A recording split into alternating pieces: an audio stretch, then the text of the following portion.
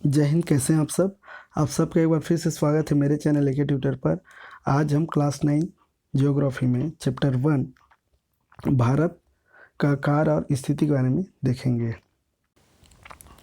तो इसको जो हिंदी में पढ़ने जा रहे हैं, क्योंकि मैं हिंदी में मुझे कंफर्टेबल महसूस होता है, इसलिए मैं हिंदी में पढ़ा रहा हूँ।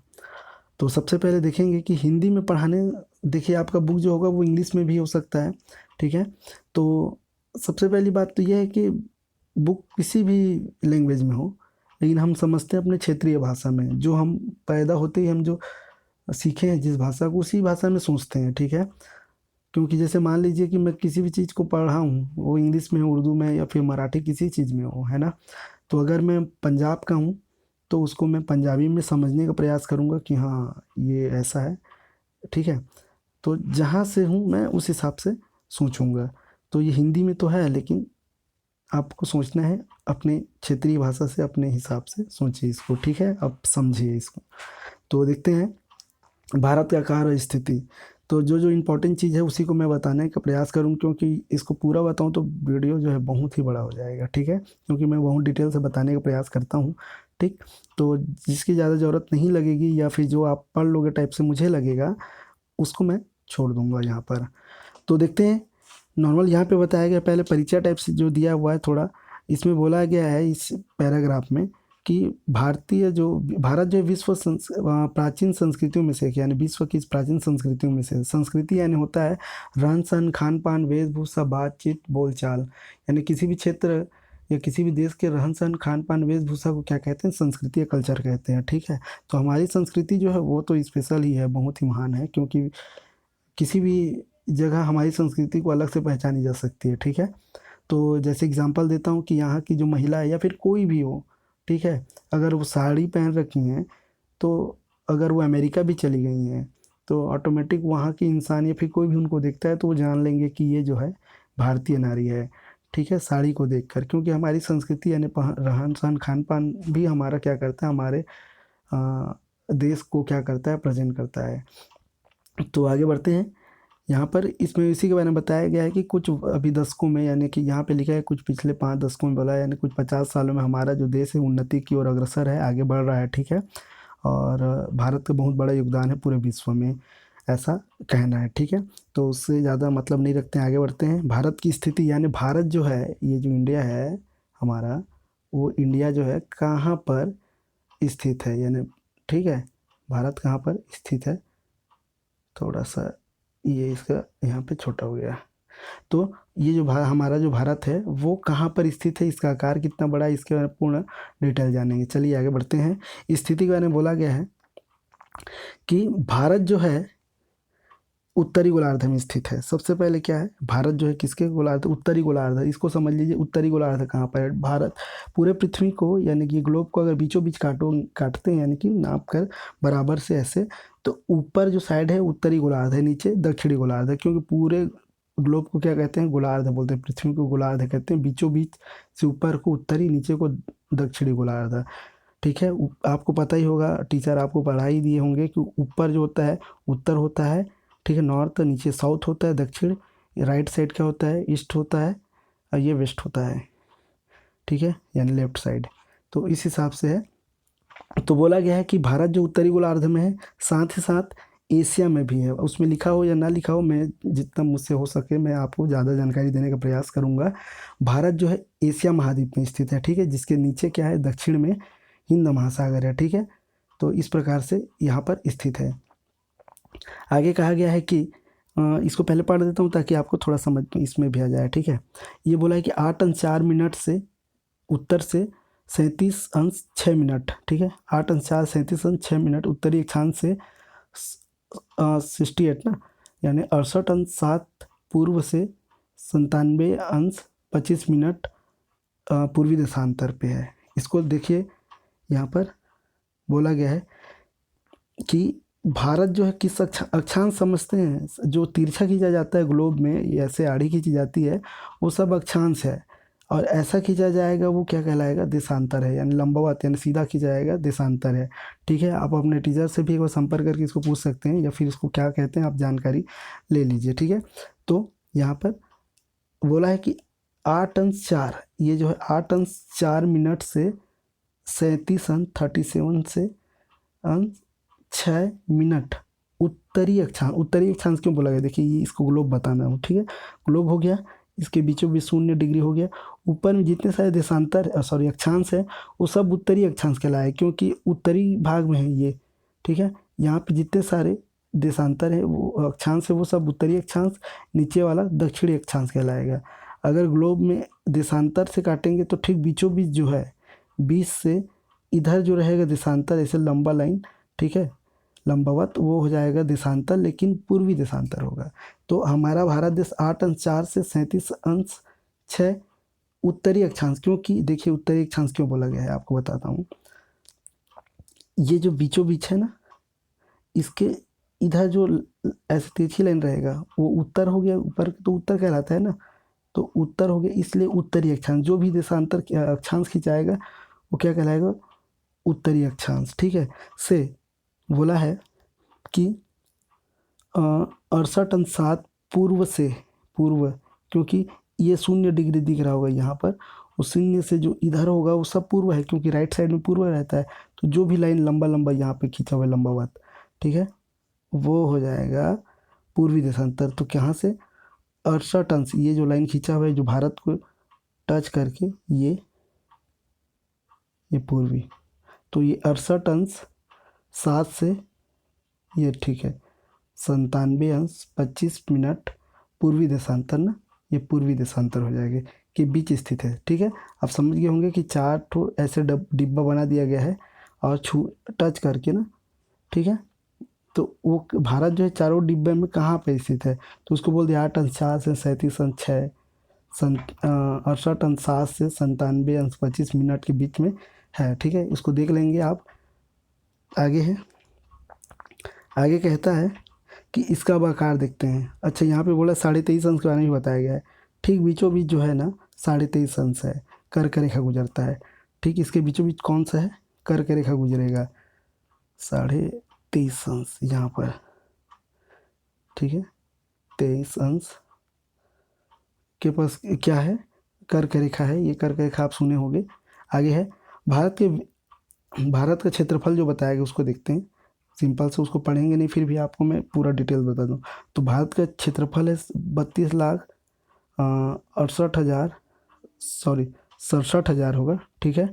तो सॉरी 87,000 ना, 32,87,263 वर्ग किलोमीटर है ना, किलोमीटर इसका क्या है, इसका क्षेत्रफल है, पूरा एरिया है, ठीक है। उतने में क्या हुआ है, फैला हुआ है। विश्व का 7वां बड़ा देश है, जनसंख्या में दूसरा बड़ा देश। क्षेत्रफल के यानी कि एरिया की दृष्टि से देखेंगे तो 7वां है, और जनसंख्या से देखेंगे तो दूसरा बड़ा देश है, ठीक है। तो ये एशिया में स्थित है। आगे बढ़ते हैं। यहाँ पे बोला है कि ये जो है भौगोलिक पूरे विश्व का 100% में से कितना भाग, इसका वर्ल्ड में कितना योगदान है इसका, 2.4% इसका क्या है, इसका हिस्सा पूरे वर्ल्ड में है ना। फिर बोल रहा है कि इसके बारे में बोला है भारत की स्थल सीमा, भारत की स्थल सीमा कितना है और इसका जल समुद्री सीमा कितना है। तो स्थल सीमा बताया गया है 15,200। स्थल सीमा आपको बता देता हूँ। स्थल सीमा का मतलब ये बोलना चाहते हैं कि ये देख लीजिए, ये हो गया ज़मीन है, ये हो गया। तो ये जो है यहाँ पर देखते हैं, यहाँ जो दिख रहा है ये समुद्र है, इसलिए इधर समुद्री सीमा में आ जाएगा यहाँ से नीचे, ठीक है। और ये जो ऊपर हिस्सा है वो ज़मीन है, ठीक है, समुद्र उधर है नहीं, इसलिए यहाँ पे बोला गया है कि यहाँ पर, यहाँ से ये जो दिख रहा है उसको मान लीजिए क्या, इसको स्थल सीमा बोला गया है। कुछ कृत्रिम सीमा भी है जो बनाया गया है इंसानों द्वारा, यानी कि भारत के द्वारा कुछ सीमाएं अपने से भी बनाया गया है, ठीक है। तो ये हो गया, कौन सा सीमा हो जाएगा, ये हो जाएगा स्थल सीमा, जिसकी लंबाई कितना है 15,200 किलोमीटर है। और फिर बोला है आगे, आगे भी है, ये जो दिखाई दे रहा है ये यहाँ पे समुद्र है, नीचे वाला ये सब समुद्र है, इसलिए इसको समुद्री सीमा बोला गया है, जो 7,516.6 किलोमीटर है, समुद्र से घिरा हुआ है। ये ऊपर हिस्सा जो है, इतना हिस्सा स्थल से ज़मीन से घिरा हुआ है और ये जो है जल से घिरा हुआ है। ठीक है, आगे की बात आगे देखते हैं।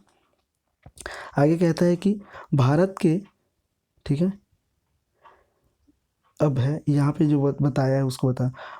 भारत के उत्तर पश्चिम, उत्तर तथा उत्तर पूर्वी सीमा पर नवीनतम वलित पर्वत है। यानी भारत का जो उत्तर सीमा है, उत्तर सीमा यानी समझ लीजिए कि जो ऊपरी हिस्सा है, ठीक है, यहाँ पे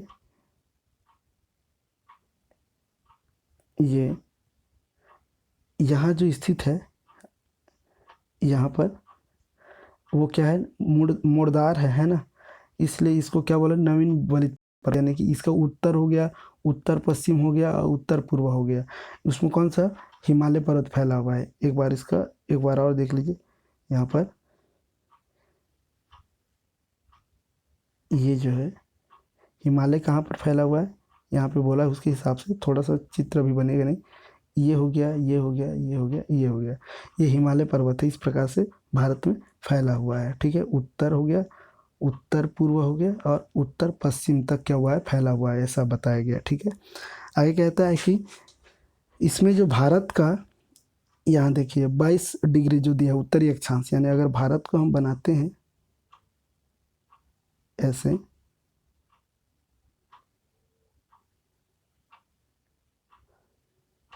ये तो भारत, ये यहाँ पे बोला गया है कि ये जो 22 डिग्री है, यहाँ पर 22 डिग्री से ऊपर, यानी ये जो क्षेत्र है यहाँ पर क्या बोला है, यानी ये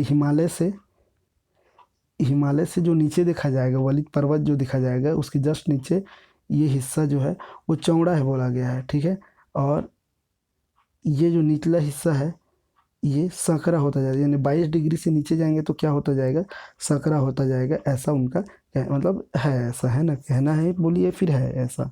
ठीक है, यानी 22 डिग्री से नीचे जाएंगे तो ये जो भारत हमारा स्थल भाग है ना, वो संकरा होता जाता है, उसका पतला होता जाता है, चौड़ाई कम होता जाता है। ठीक है, और हिमालय से जैसे ही नीचे जाएंगे तो क्या होता है, वो चौड़ा होता जाता है 22 डिग्री तक। ठीक, इसके बारे में बताया गया है। आगे कहता है कि इसके, यानी इंडिया के ये पूर्व में बंगाल की खाड़ी है, बंगाल की खाड़ी, और इसके पश्चिम में क्या है, अरब सागर है। पश्चिम में अरब सागर, नीचे क्या है, हिंद महासागर। ठीक है, इसी का हाथ, दोनों हाथ हैं समझिए। आगे कह रहा है कि इसमें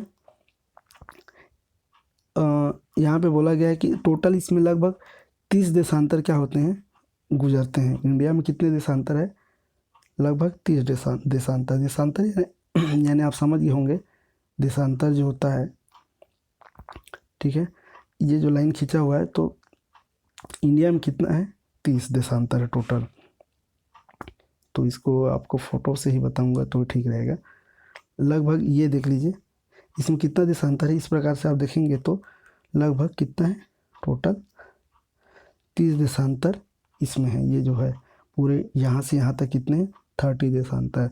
तो इसके बाद एक चीज़ बता दें, 30 देशांतर है तो एक देशांतर से दूसरे देशांतर जाने में 4 मिनट का समय लेता है। कौन, सूर्य अगर उदय होता है, पूर्व है ये, इधर से उदय होगा सूर्य का, सूर्य निकलता है तो सूर्य किरणें जो है एक देशांतर से दूसरे देशांतर, यानी ये देखिए, ये बड़ा बड़ा जो देशांतर दिख रहा है ये तो मुख्य है, इसको मत देखिए।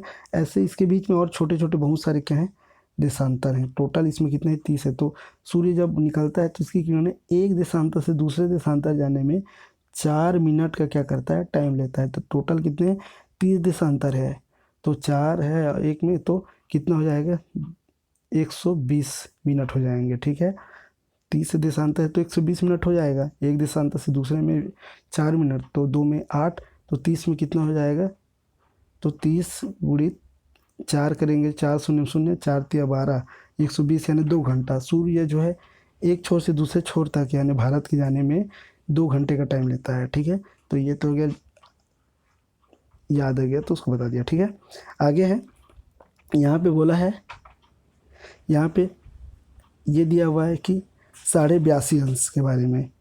ठीक है, 82.5 अंश जो है पूर्वी देशांतर रेखा, इसका मानक देशांतर रेखा है, मानक समय इसी से मापा जाता है। ठीक है, इंडिया जो है ये हो गया ऐसे, अभी चित्र बना देता हूँ। इसके ठीक बीचों बीच 82.5 अंश, ठीक है, 82.5 अंश जो है क्या है यहाँ पर मानक यामोत्तर कहला जाता है। यहाँ से क्या होता है घड़ी मिलान किया जाता है, क्योंकि अगर हम लोग यहाँ से घड़ी मिलाते हैं तो इधर तो जल्दी सूर्य उदय हो जाता है, इधर जल्दी सूर्य उदय हो जाएगा और इधर शाम ही रहेगा, या सॉरी रात ही रहेगा, तो क्या हो जाएगा इधर जल्दी सूर्य उदय होकर इधर के लोग जो है जल्दी स्कूल चले जाएंगे, यहाँ सब कुछ हो जाएगा। 2 घंटे का अंतर है, आपको अभी भी बताया था मैं, ठीक है। ये अगर अरुणाचल प्रदेश में जल्दी सुबह होता है, यहाँ पे तो 2 घंटे बाद सुबह होता है, ठीक है। तो इधर जल्दी करते हैं, यहाँ से अगर समय मापते हैं अरुणाचल प्रदेश के अनुसार से, तो यहाँ क्या हो जाएगा लेट में सब काम होगा, ठीक है। और अगर हम यहाँ से समय मापते हैं, ठीक है, तो इधर ज़्यादा समय चला जाएगा, इसलिए ठीक बीचों बीच समय मापते हैं ताकि दोनों तरफ का जो माहौल है, वातावरण है, सामान्य बना रहे बोल के, ठीक है। तो आगे बढ़ते हैं। यहाँ पे बोला है भारत तथा विश्व, भारत तथा विश्व। भारतीय भूखंड एशिया महाद्वीप के पूर्व एवं पश्चिमी मध्य में स्थित है, यानी भारत जो है एशिया महाद्वीप के पूर्व और मध्य में स्थित है बोला गया है, ठीक है। और भारतीय, यहाँ पे बोला भारतीय भूभाग एशिया महाद्वीप का दक्षिणी विस्तार करता है, दक्षिणी विस्तार है, ठीक है। तो इसको मैं साधारण चीज़ों में बता देता हूँ।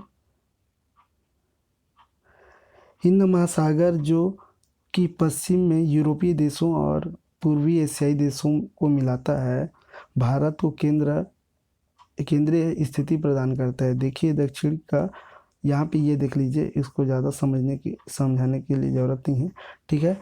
पूरे एशिया में ये जो है दक्षिणी हिस्से में स्थित है, एशिया है ये, तो इसका दक्षिणी हिस्से में है और मध्य में भी है, ठीक है। और क्या करता है हिंद महासागर ठीक बीचों बीच है, ठीक है, इधर दूसरे महाद्वीप से संपर्क कराता है। अगर आप देखेंगे इधर यहाँ पे अगर देखते हैं तो इसके जस्ट इधर क्या अफ्रीका महाद्वीप है, इधर क्या है ऑस्ट्रेलिया महाद्वीप है, तो ठीक बीचों बीच कौन सा समुद्र है हिंद महासागर है। महासागर है, नाम हिंद क्यों दे दिया, क्योंकि हिंदुस्तान है जो है ना उसके कारण दिया गया है इसको हिंद महासागर, ठीक है। तो इस प्रकार से यहाँ पर हिंद महासागर स्थित है, इसके बारे में सिंपल सी जानकारी, ज़्यादा कुछ नहीं है, ठीक है। आगे देखते हैं।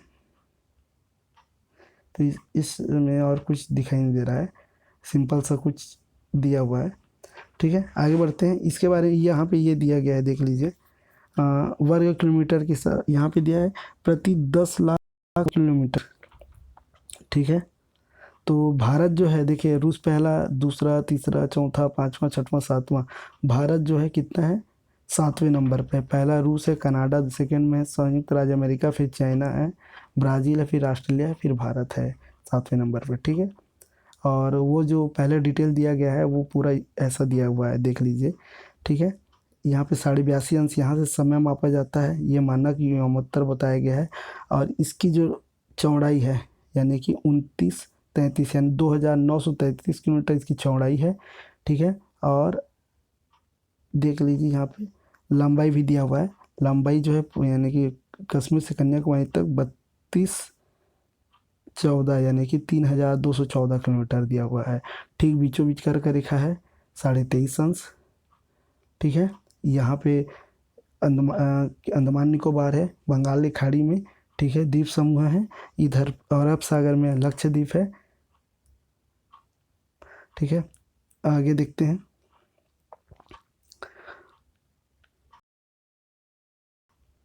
यहाँ बोला कि भारत का विश्व के देशों के साथ संपर्क जो है बहुत ही पुराना है बोला गया, ठीक है।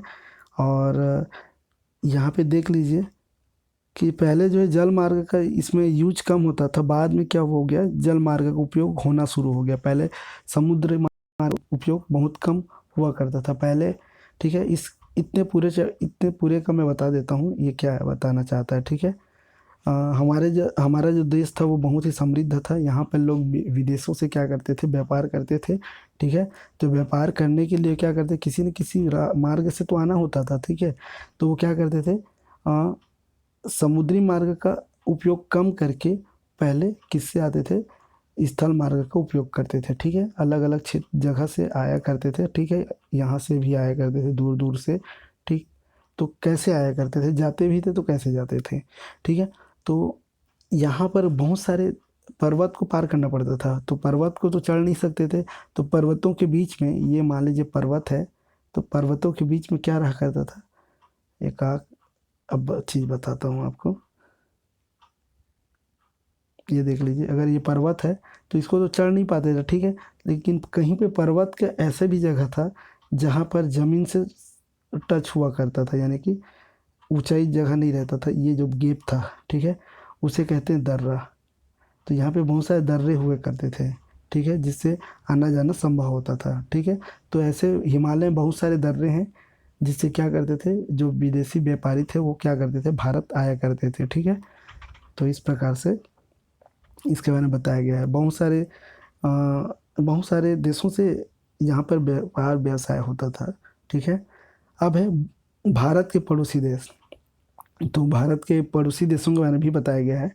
तो यहाँ पे 29 राज्य और 7 केंद्र शासित प्रदेश बताया गया है, लेकिन अभी 5 अगस्त से क्या हो गया था जो यहाँ पर भारत 5 अगस्त से यहाँ पे 29 की जगह 28 राज्य हो गए हैं, और एक राज्य को तोड़कर 2 केंद्र शासित प्रदेश और बना दिया गया है, यानी कि 29 अब 28 हो गया है, और एक जो राज्य था उसको 2 भाग करके, ठीक है, जम्मू और लद्दाख बनाकर क्या किया, केंद्र शासित बना दिया गया है, ठीक है।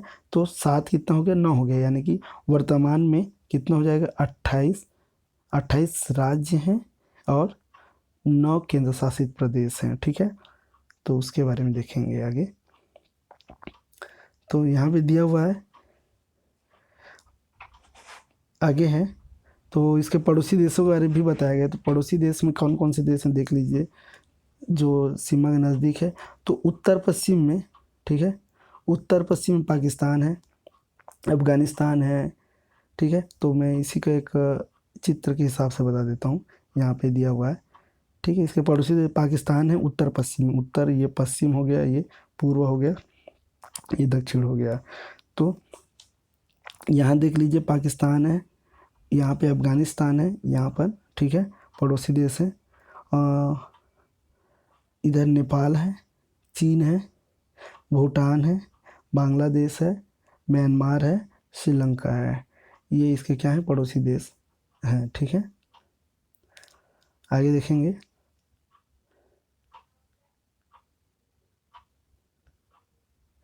दक्षिण में समुद्री, यहाँ बोला दक्षिण में समुद्र पार हमारे पड़ोसी 2 द्वीप समूह राष्ट्र श्रीलंका और मालदीव हैं, मालदीव भी है, ठीक है। आगे देखेंगे, मालदीव यहाँ पर है, यहाँ, ठीक है, ये मालदीव आगे है।